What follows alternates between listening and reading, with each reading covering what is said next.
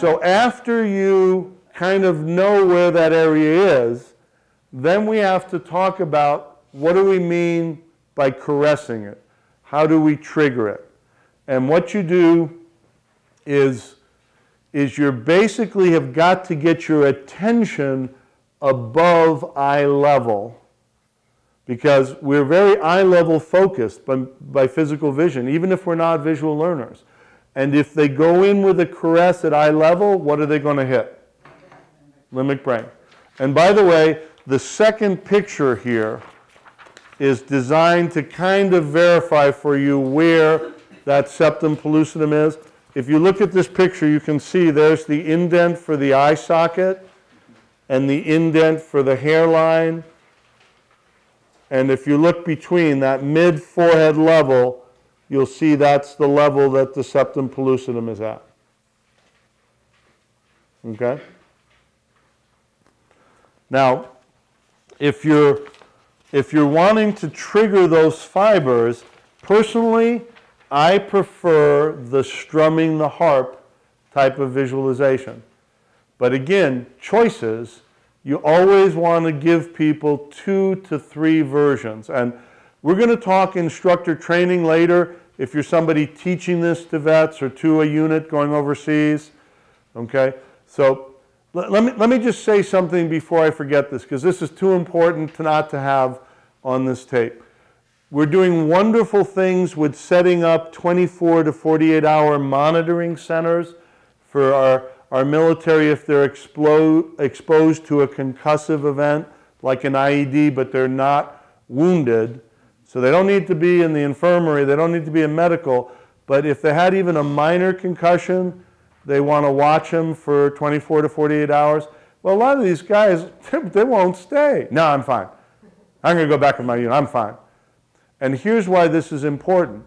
They found that if you can do something to soothe either the minor concussion or the pre-PTSD event before the first sleep cycle, they'll have less PTSD from the event. Something about that first REM cycle drives the trauma down. And it can also apply for vets that are having PTSD reflashes. If they do something to soothe before they have their first sleep after the PTSD reliving, it doesn't drive it deeper. And soothing can be doing this technique, or it could be just visualizing icing the brain. You know, a lot of concussion is inflammation of the brain. Or it can just be talk therapy. By the way, I'm sure many of you are more aware of this than me. One of the big breakthroughs is when someone's getting stuck, have them slide sideways and talk third person. Describe it like they're seeing a movie. I had one Vietnam era vet who was a Marine, and he was on patrol. His best buddy was point. He was second. The best buddy stepped on a landmine and was ripped in half. No amount of EMT, medical, nothing was going to save him. He was going to bleed out in moments, but still conscious and screaming in agony. And this guy's job was to take his hand and put it over this guy's mouth, the point man's mouth, so that their whole position wouldn't be given away. And he had tremendous PTSD from, I should have been trying to treat his wounds, even though he knew, or I should have been getting the morphine out to lessen his pain. But here I am, I'm trying with both hands to shut him up. And he would start to tell the story, and he couldn't, he just got so overwhelmed. But if he slid sideways and described it as a movie, we could say, well, in that movie, would the point man have wanted the platoon's position to be given away?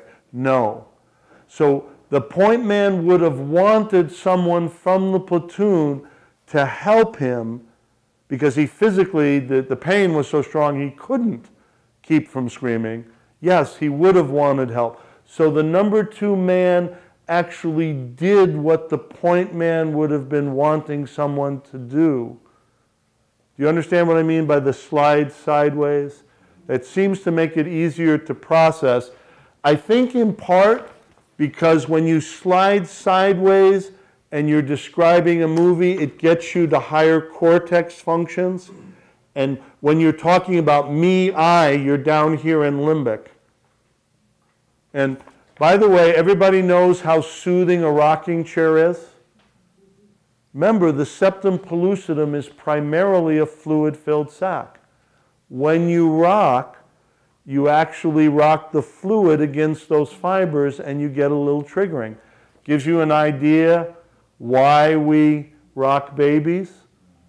So if someone has had that mini concussion or pre-PTSD, but they don't know this technique or they won't do talk therapy, just doing a little bit of rocking, a hammock or a rocking chair could be something that's a soother for them.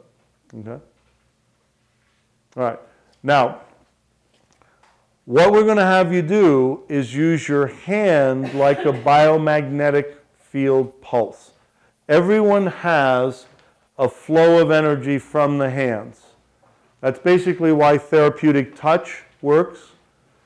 And what you do is by bringing your hand up, number one, you're bringing your hand through your biomagnetic field, but you're also following your hand, and it brings your attention above eye level. And then you bring it in, and you pulse at that forehead level.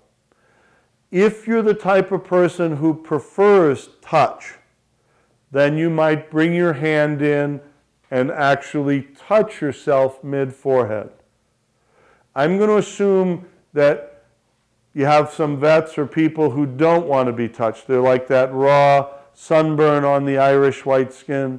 So in that case, you would do it, come up, pulse, go in, caress. And again, some of you will start feeling that soothing. What do you feel? It's like an inner ah. It's like a weight lifting off the shoulders, the knots untying just a little bit. I'm going to lead you in 4 or 5 pulses, and then I'm going to say do 4 or 5 more at your own rhythm. Okay? So let's experience this. Again, your choice, eyes open, eyes closed. I recommend eyes closed so you cut out visual distractions. Deep breath, blow it out, relax, and close your eyes. And then with whatever hand's most comfortable, just bring it up, pulse, and go in, caress those fibers. Don't bring it over your head so you don't hit your hair and your attention goes to your hair.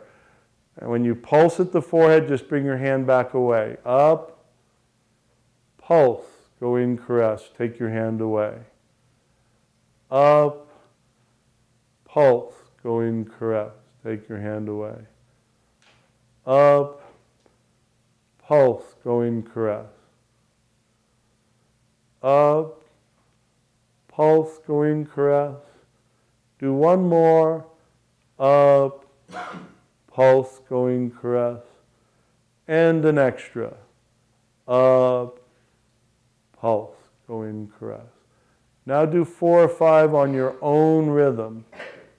And see how you start to feel that soothing even more because you're doing it totally at your own rhythm.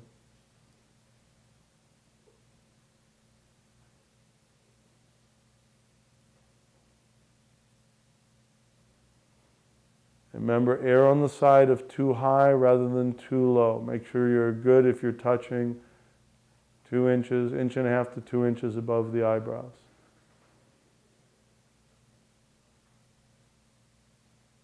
Okay. All right. Now, we're not there yet. You can't show up for work going, oh yeah, hi boss, great to see you. We're going to keep doing things to make this better, but before we're going to take a break, as we're breaking, my challenge is not teaching you this. This teaches pretty easy. My challenge is motivating you to use this. So as we go to break, before you break, just share with a partner or think about, where could I use this? Where in my life would it be valuable to mellow before I deal with that person or that situation?